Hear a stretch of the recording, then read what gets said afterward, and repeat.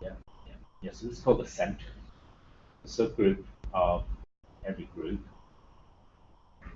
where every group has a subgroup, following this definition called the center. You can describe it in words as saying it's the set of every element that, the set of all the x's that commute with all the other elements. We aren't told this is an abelian group, so we have to imagine the G maybe an abelian group. But there might be some special elements in there that commute with everything. Yeah. Okay, so we can look at that. Were there any other exercises? Any other those? Or any questions from the reading you were doing in chapter 3? Yeah. Okay, well, let's start with this then. Question 48.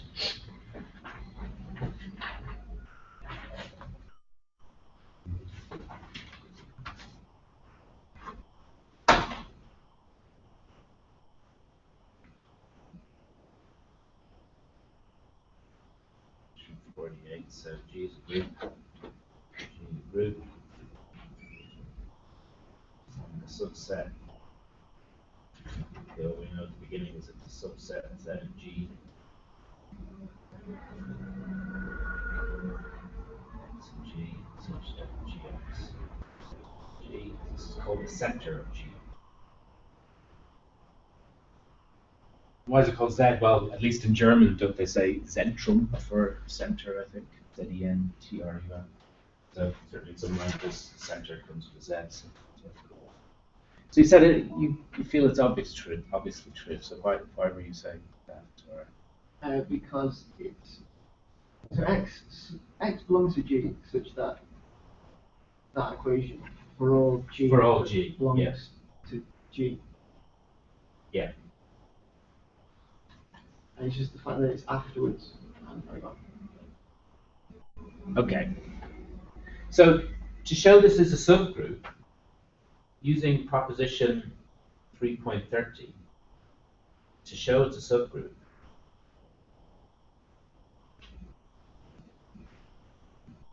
well, that gives us those three conditions, which are basically the three subgroup conditions without the associativity axiom. Because whatever elements there are in Z, if there are any at all, they will multiply associatively because they're just some of the elements in G. The operation is associative. So what are those conditions? So we got one, we must show E, the identity is present here. Remember, identities are unique, so you can't have a different identity for the whole group and some other specialized identity for a subgroup. The identity element is unique, so there's only one identity floating around. So if ZG is going to be a subgroup, then we have to show that the identity is present here. Then we have to show closure. So if we have H1 and H2, element of ZG, we have to show that this implies product H1, H2 in ZG. And lastly, we have to show the presence of inverses. So if H is in ZG, this implies H inverse is ZG. Now there is the more compact proposition 3.31, which we might use, which kind of collapses together the closure and the existence of inverses and the existence of the identity element, because there's a non-empty statement in there as well. But I think this is the more easier one to think about because it is just the group axioms. So we've got to prove each of these statements. So this is just up here as the menu of things we have to do. So we have to prove each one. So we ask ourselves the question, is the identity in Z of G? Is the identity, is that present in the center?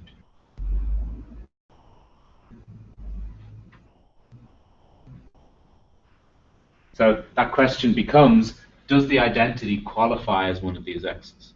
Yeah. So the condition to qualify as one of these x's is that for every element in the group, it has to make no difference whether you multiply G on the right or the left by x. And does that fit with the identity? Well, if you take an element for any or for all little g's in G, if you multiply little g on the right by the identity, what's that equal to? Well, it's just equal to G, because you're multiplying by the identity. But equally well, you can also re-express that as E multiplied by G with V on the left, okay? Because that's the defining quality of the identity element. That both these products equal G. So certainly both these products are the same. So it doesn't make a difference when you multiply G on the left or right by the identity. So yes, the identity is in the center. Okay. Let me just go through each one. We then do closure. So now we know the center is non-empty. So it makes sense to say, well, consider two elements H1 and H2 to be in there. We know it's not empty, so it's not kind of a contradictory thing to assume that there are some elements in there. We got to show closure now. So what we have to prove is that if you take your G multiplied on the right by, well, see, we're trying to show that H1 times H2 is in the center. So the only way to do that is to show that H1 and H2 qualifies as one of those x's. So we've got to multiply it on the right by H1, H2, and with a bit of manipulation, somehow show that this is equal to H1, H2 times G. If we can bridge that gap, we'll have shown it qualifies in fact in the center. So can that be done? Well,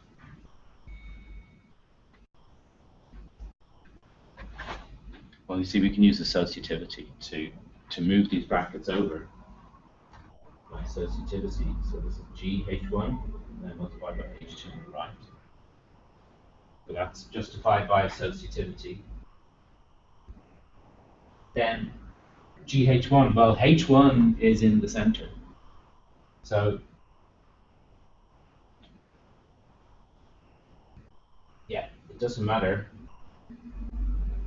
which side you multiply G by H1. H1 can hop over the other side, and then by associativity again, you can then pair up the G and the H2, and that shows that H1 times H2G. So this is because H1 is in the center. That's by associativity again. This is because H2 is in the center. And then the final justification is by associativity. Again, to re-bracket up there and show that this is H1 times H2, and then the result of that times G. Okay. Can you follow that argument yet? That makes sense. Okay. So that shows it's closed. Yeah, inverses might be interesting. Now we consider just any old H in the center. We almost know it's a subgroup now. We know the identity is there, we know it's closed under multiplication. But it has to contain all the inverses for all its elements. So we know H is in the center. We want to show H inverse is also present there. So again, the same thing. You've got to show that H inverse qualifies as one of those x's. So you take your G, let G be any element in G. Take your G, multiply it on the right by H inverse.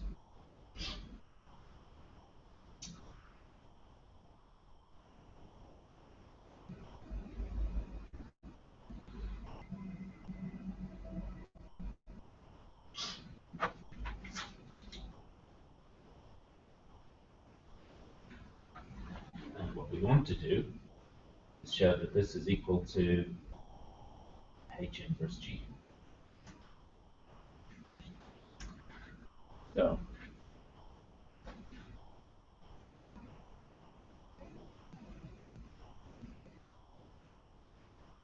how can we do that?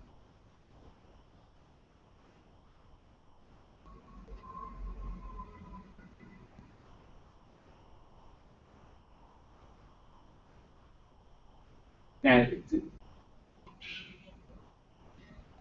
not immediately obvious. I figured it out now, but when I first wrote it down, I was sweating a little bit so I couldn't see. But the thing is, our assumption for this is that H is in the center. We're now trying to prove something about H inverse. Clearly, this argument is going to have to rely on somehow this assumption that H is in the center. If H is in the center, we know we can flip H around either side of anything. But we don't see a H yet. But we do, but we don't really. We see the inverse of H, which is an element intimately associated with H. It might even be equal to H, self-inverse element, but we don't know that. We're just dealing in general. But maybe write down something we do know. So if H is in the center, we know G times H is equal to H times G.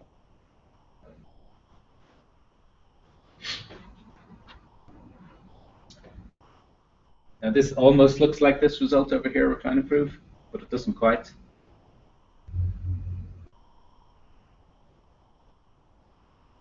there any way you can kind of make that look like this a little bit? Can you do something to this so that instead of mentioning H, it mentions H inverse? You just times both sides by H inverse. So you just have G. So if you're going to multiply both sides by H inverse, on which side though? Which side are you going to multiply by H inverse? If you multiply on the left-hand side by H inverse, but you put it on the right of the product, so the H's will cancel, you'll be left with G, then you got to put the H inverse over here. So then you've shown, okay, yeah. So G equals HG, H inverse. Now we've got H inverse there. We brought the H inverse in, we kind of, it's not looking quite like this, but can you do anything to it again in a similar way? On the other side, yeah. Now we can multiply both sides by H inverse on the left-hand side. I'll skip out the steps of writing H inverse H and then reducing that to the identity and then reducing that to this G. So I'll just write this as G H inverse. Yeah, that's done it, hasn't it? Just ended up doing it. We flipped it around, so we've now shown H inverse G is equal to G H inverse. So that's exactly what we have to show.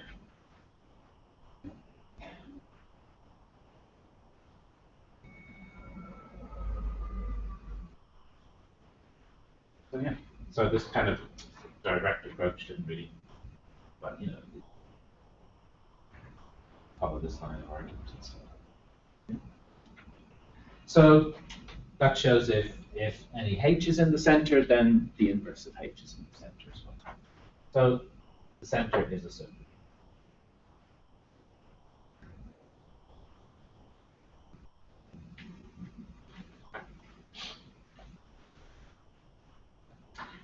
Here's a question: if the group is, if you know the group is abelian, what does the center look like? What can you say about the center?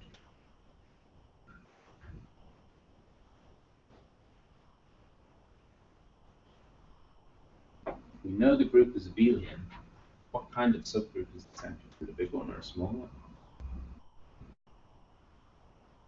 The center is the set of elements that commute with all other elements.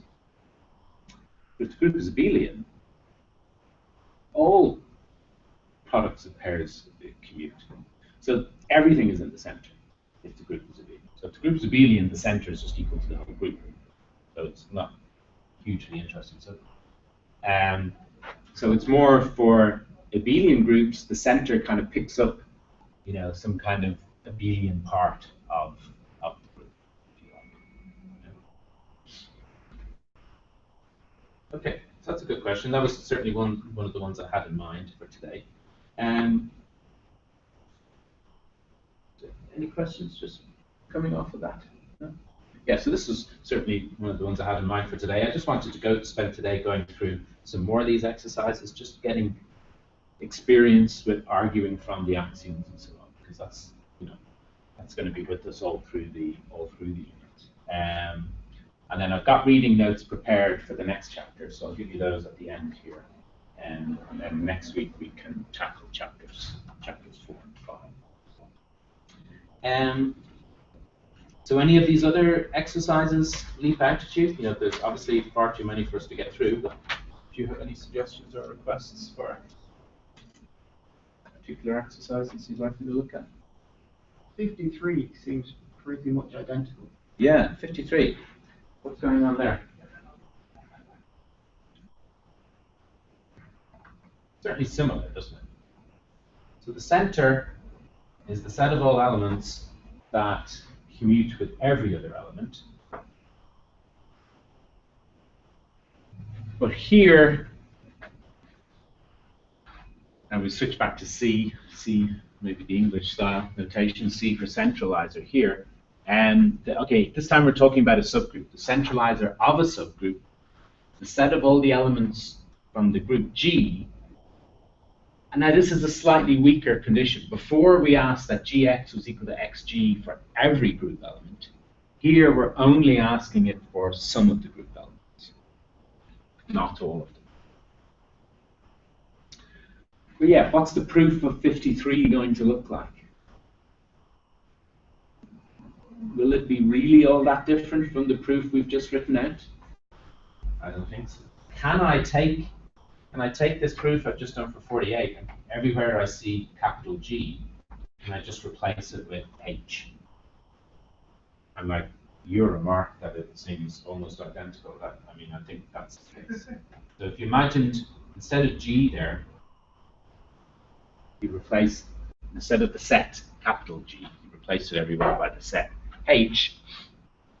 Well, is the identity in C of H? Does the identity commute with every element in the subgroup H? Well, yeah, it certainly commutes with every element in the group, so it certainly will do over H. In fact, all these conditions, we're proving that something is true over all the elements in G. But H is just a subgroup H is just some of the elements. So these things will still be true over those elements in the subgroup as well. So it's just simply a matter of reducing that argument. So which of these groups do you expect to be bigger? If you look in any group, you look at the center of the group, which is the one mentioned in question 48, or you take a subgroup of it and look at the centralizer of the subgroup. Which of these might be bigger?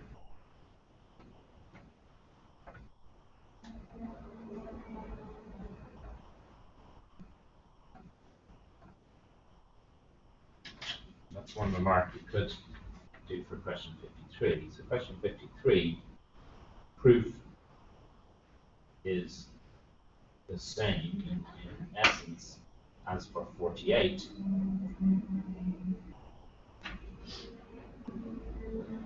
Also notice that if H is a subgroup of G,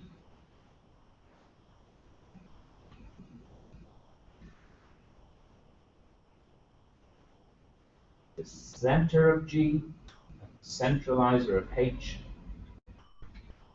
is there any relation that we know must hold between these two?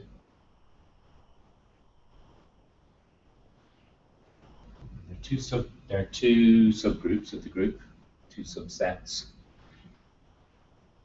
Any suggestion for a relationship that might hold between those two? What possible relationships? I mean, what kind of things would you think about putting in here? Greater than or equal to. Or in a not quite the correct terminology, these are sets. What you said is kind of correct, but greater than or equal to implies these are numbers. These are sets. So maybe you're thinking, well, maybe they might be equal, or maybe one contains the other, so greater than or equal sense, or maybe one is kind of less than or equal to the other, or being contained in the other. Now, for different situations, various of those things might be true, but is there one relation that we definitely know is true? G belongs to, is it?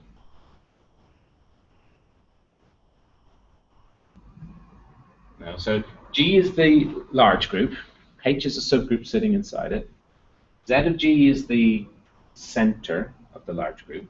That's all those elements within G that commute with everything else in G. C of the subgroup H, so the subgroup H is some subset of the elements in G. C of H is the centralizer, the set of all the elements in G that commute with all of the elements in H. So to qualify as a member here, it's a pity they've used X and G, but to qualify as a member X in the center, you have to commute with everything in G. To qualify as a member here as the centralizer, you only have to commute with everything in H, which is a subset of everything in G. So there's a less restrictive condition for this set.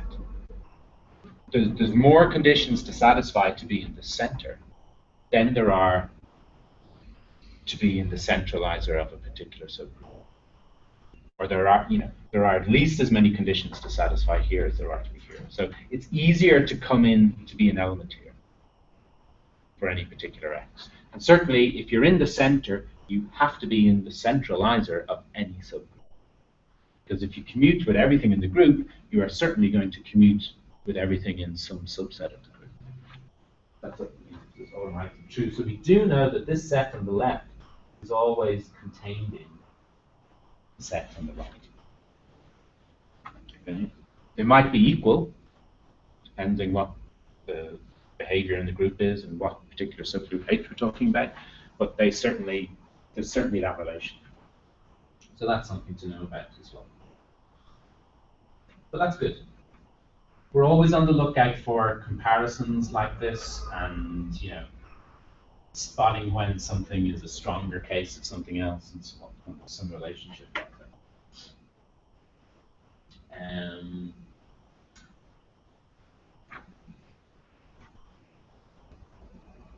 54 looks kind of along somewhat similar lines as well, in that it's completely general.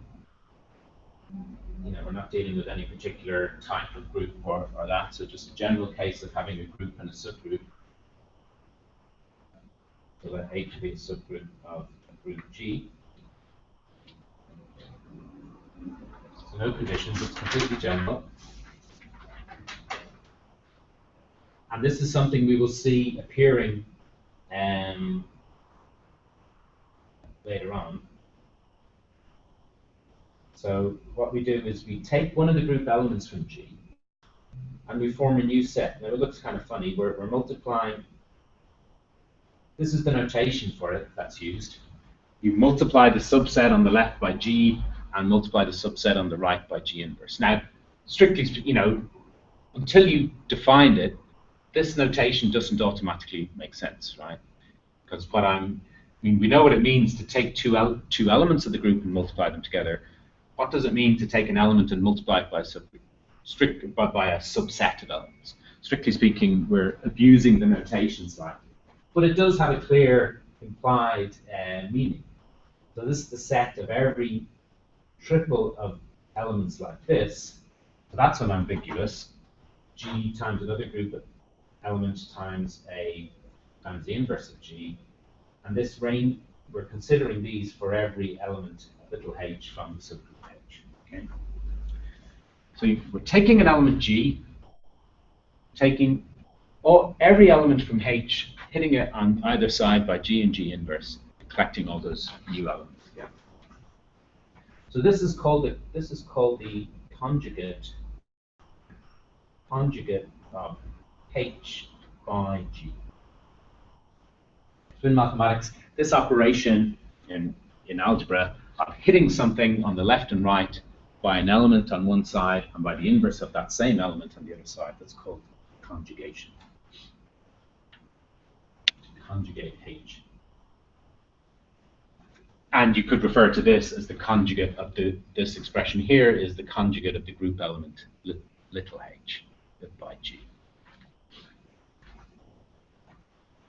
Now this will come up later on. This is an important concept of a way that a group can kind of act on itself, and how you kind of study the interaction of a group with itself.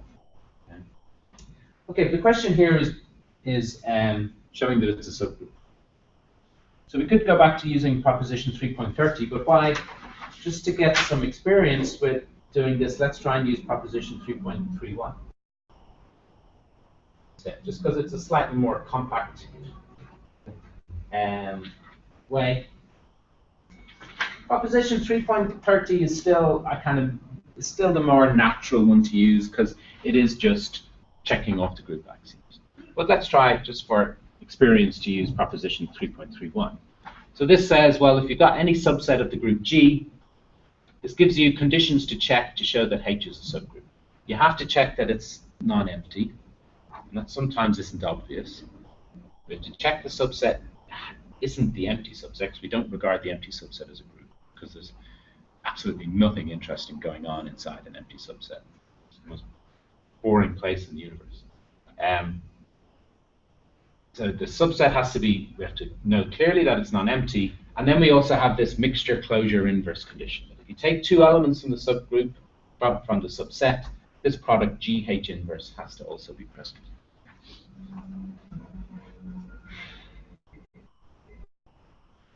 So the first question is GHG inverse non-empty?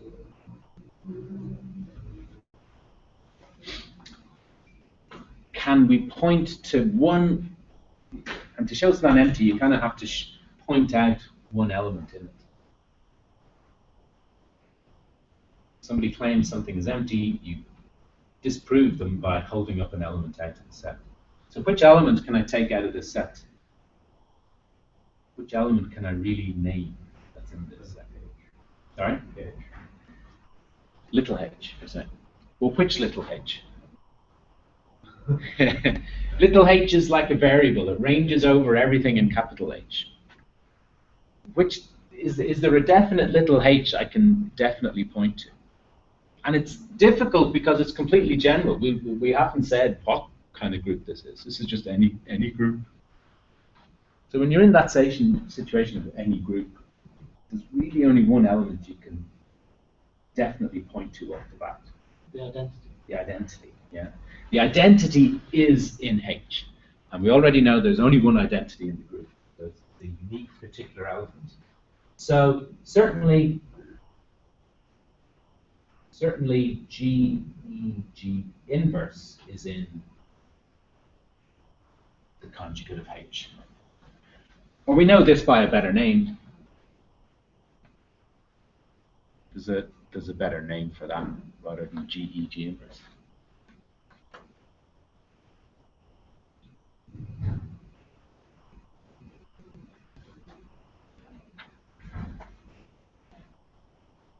I.e.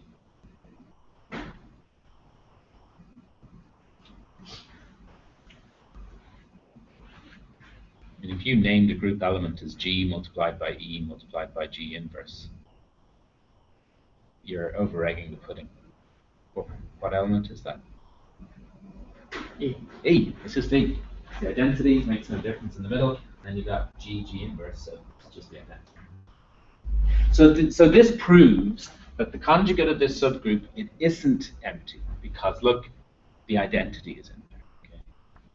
And that's good because the identity has to be in there if it's a subgroup by proposition 3. Okay? So that is, if you're making use of proposition 3.31, that is typically how the non-empty condition is proved, by pointing out that the identity element. So now we can say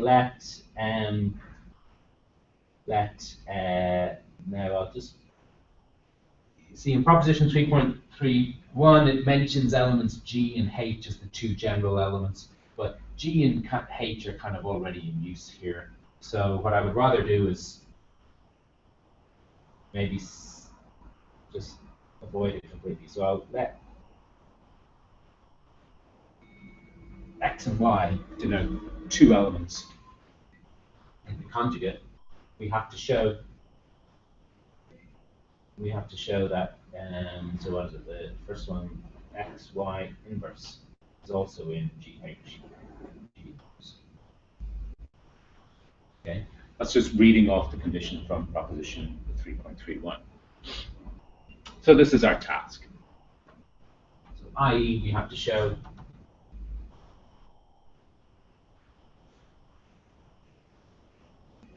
What do we have to show? We have to show that xy inverse is equal to g h g inverse for some h in h. Okay? Because we have to show this product xy inverse is an element of the conjugate of capital H. So that means it has to look like the conjugate of one of the group elements, little h from H. So our task now, that we have to do to find here is to find what element it is. Okay? So we have to prove that this equation holds for some group elements, so we have to produce this element, little h. So what is it? Where is it going to come from? You know, as in all these, I mean, this kind of pattern that you saw in number theory when we were showing that if you got some divisibility conditions, then you can conclude other divisibility conditions. To prove the other divisibility condition, you have to produce a factorization, and the factors ultimately came from the factors that feature in the assumptions unit. That was the kind of pattern of a lot of the proofs in number theory. Similar kind of thing here. We have to hold up and construct this group element, little h.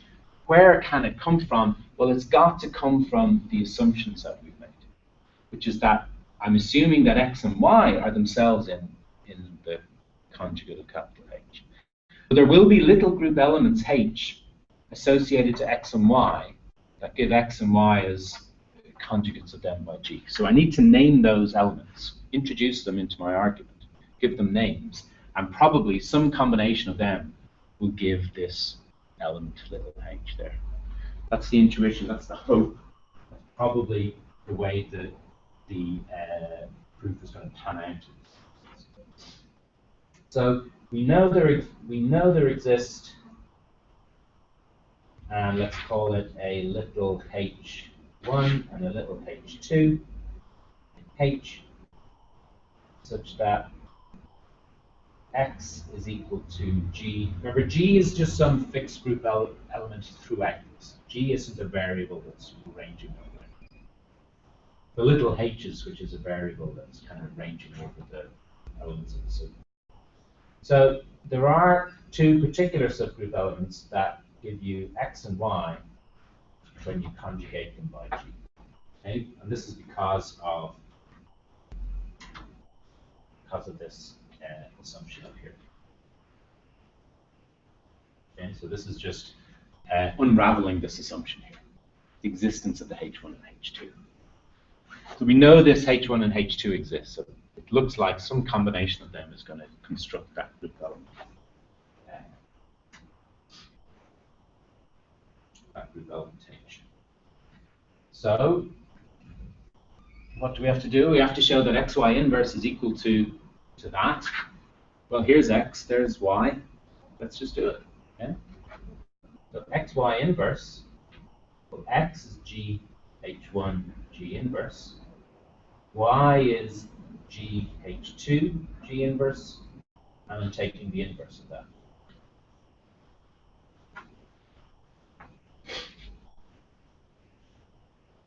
And this we have to show is equal to g little h g inverse for some element little h of this.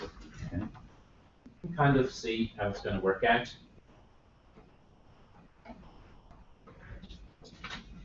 The only operation we can undo at the moment is this inverse operation, okay, because that's chopping all these elements.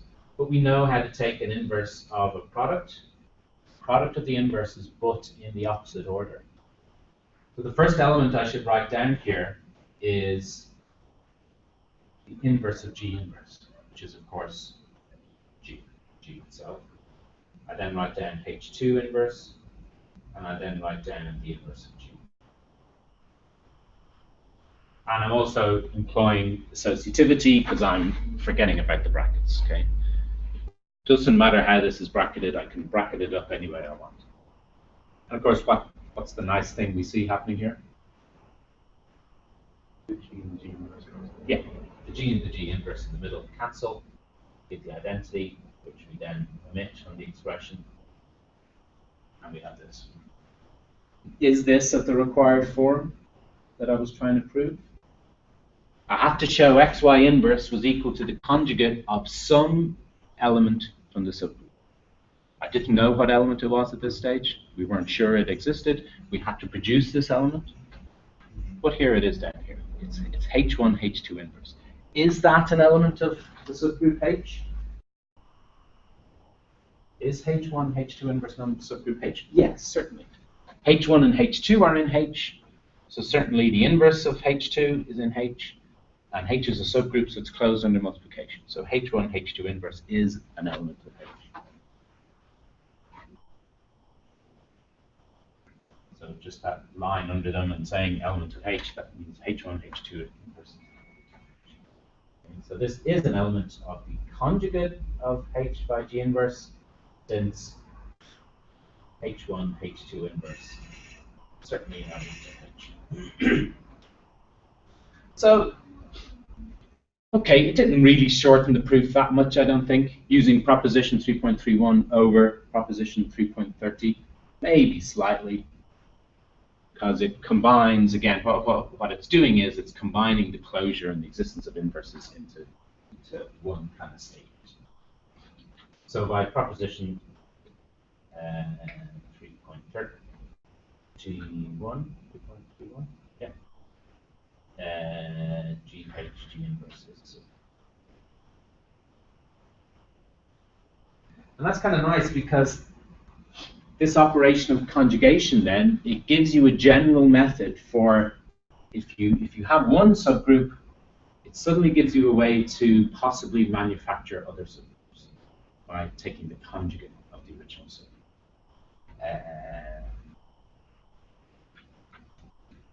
But then the question is, well, is it actually a different subgroup than H? Sometimes, for some, it depends on G. Remember, we would potentially have a different conjugate every time we used a different element G to do this. So the question is, well, what kind of things can that produce? Maybe for some elements little g, it will produce the same subgroup H again.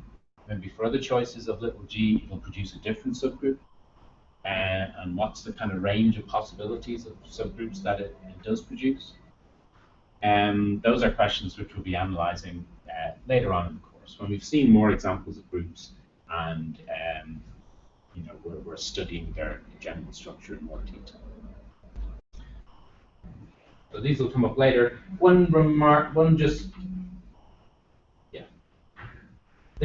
The conjugate of H will always have the same number of elements in it.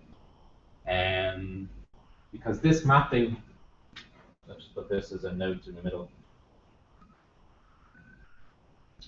The order, the number of elements in H will be the same as the number of elements in GH, G inverse, for any little g.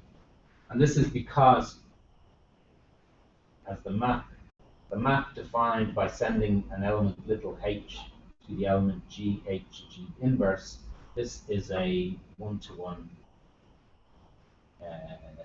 This is a one-to-one map.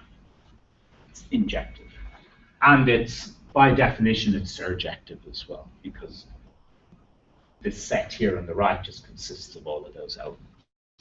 So it's a one-to-one map and onto by construction. So and if you've got a one-to-one and onto map between two sets, that implies the same number of elements, in each set. So this conjugation operation, if it does produce different subgroups to H, they will have the same size of H. Okay. So it's an interesting operation that maybe we can use to find all the subgroups of a given size of a group G. This operation of conjugation is going to be important in that set, because it gives you some theoretical way of constructing other subgroups of the same size. Okay.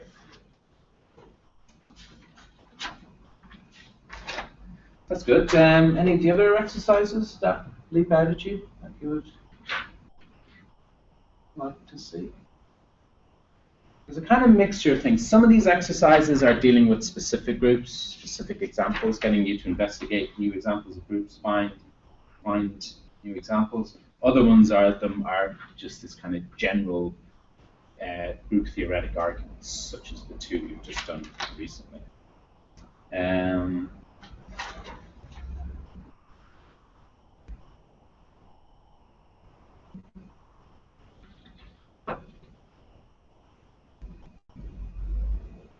Maybe let's do, since we've done some general ones there, maybe let's do a particular example, something much more concrete to end with.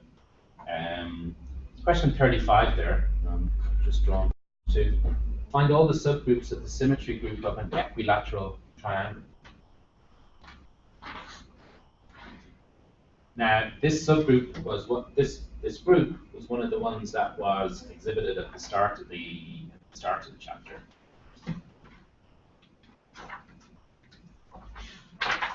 I didn't spend a huge amount of time discussing it, but it was one of the examples shown.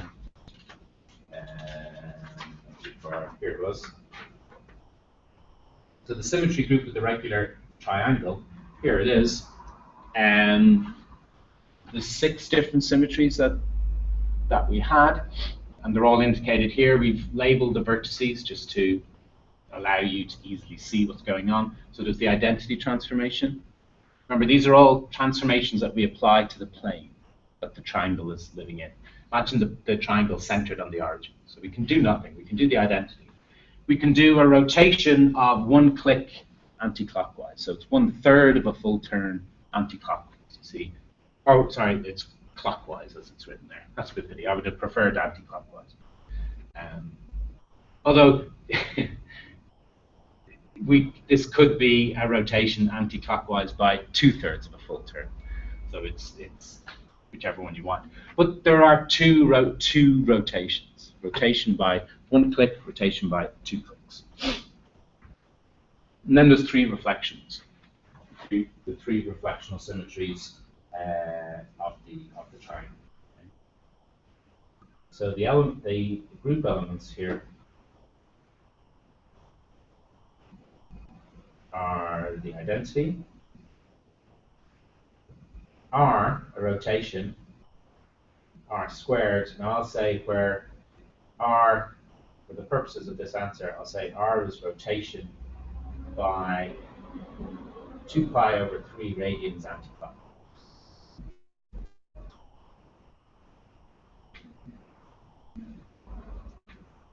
And the example, he introduces these as, he denotes them by permutations mostly. We won't do that for this exercise, we'll just keep naming them as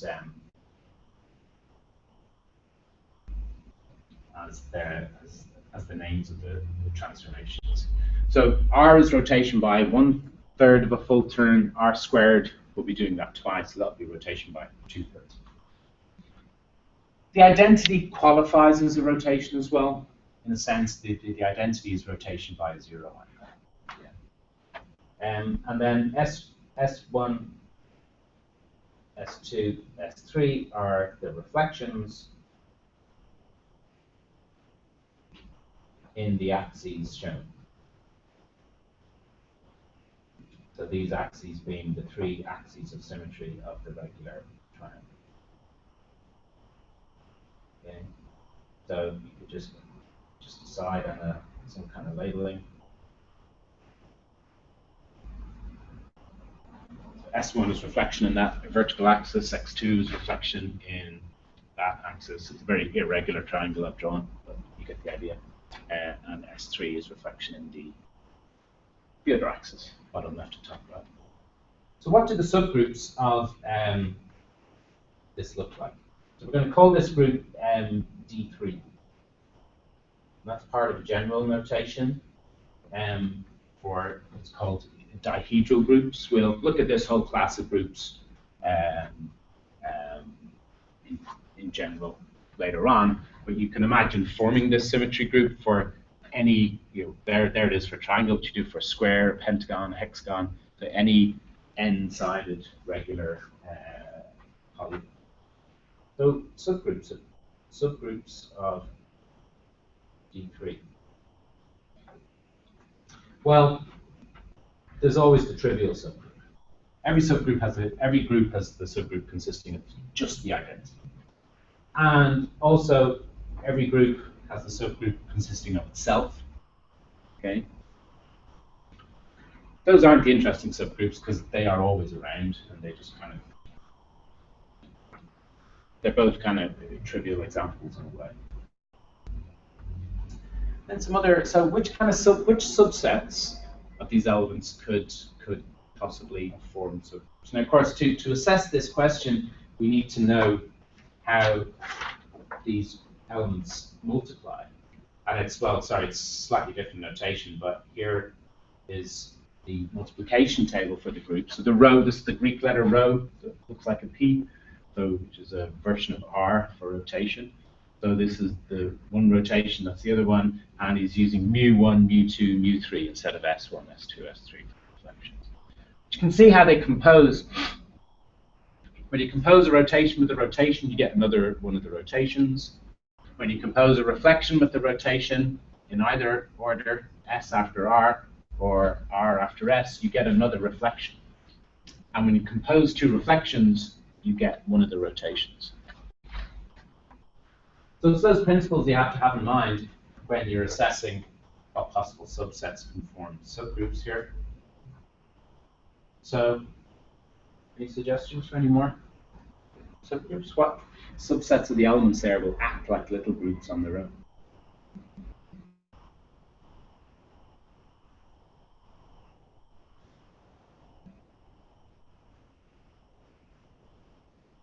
I mean, a couple of natural subsets which you might consider straight away would be maybe if you group all the rotations together, maybe if you group all the reflections together.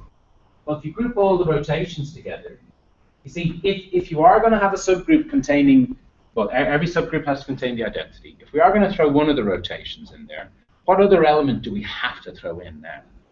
If we're throwing in R, and it's going to be a subgroup, the inverse of R, which is R squared. Or you could have said we have to throw in R squared because that's R composed with R. But we have to throw in the inverse as well. So if we're going to put any element in here, we also have to put in its inverse, and we have to put in the product that must be there under closure. So if you're throwing in R, you have to throw in R with R, R squared. You have to throw in R with E, but of course that's just R, you've already thrown it in. We have to throw, okay, we've put in R squared. Does that force any new elements to be there? Is the inverse of R squared there? Yeah, because the inverse of R squared is R. Is R squared composed with itself in there? Yeah? Which element is it? No. Must be either the identity or R. So if you take, so what, remember R is rotating by 1/3 of a full click. If you rotate the triangle 4 times, 4/3 of a full click, that's equivalent to 1/3.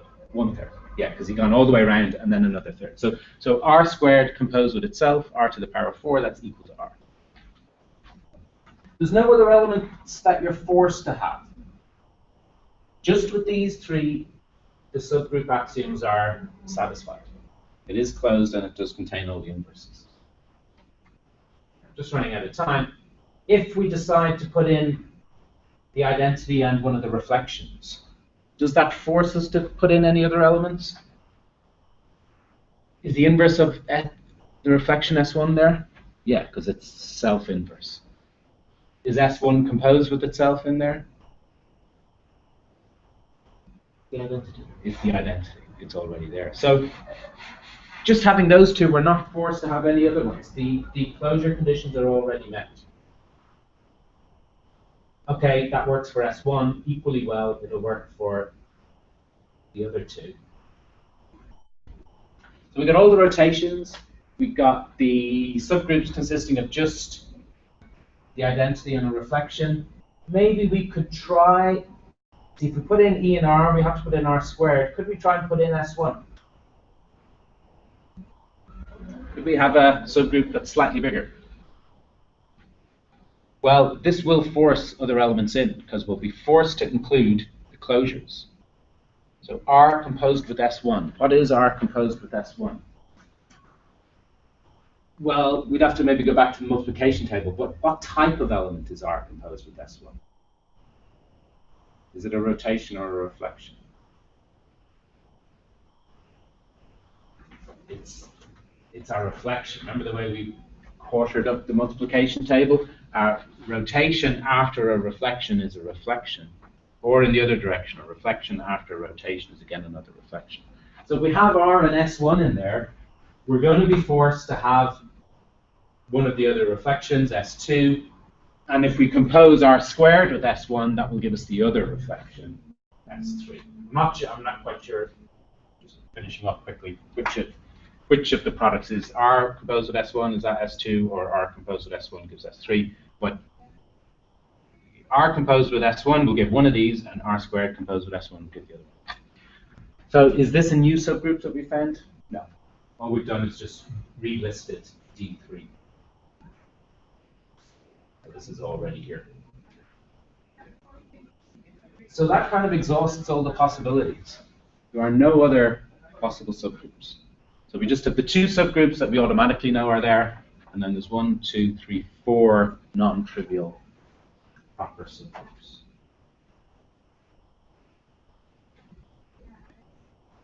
Four non-trivial. Now this kind of idea of investigating a group by investigating its subgroup structure is a general idea in group theory, and it's a general approach that's taken to studying the group. And we will be building up theory about it. Several results that tell you what's going on. Okay, sorry, I've overrun slightly. Let's finish up. I'll just leave you with the reading notes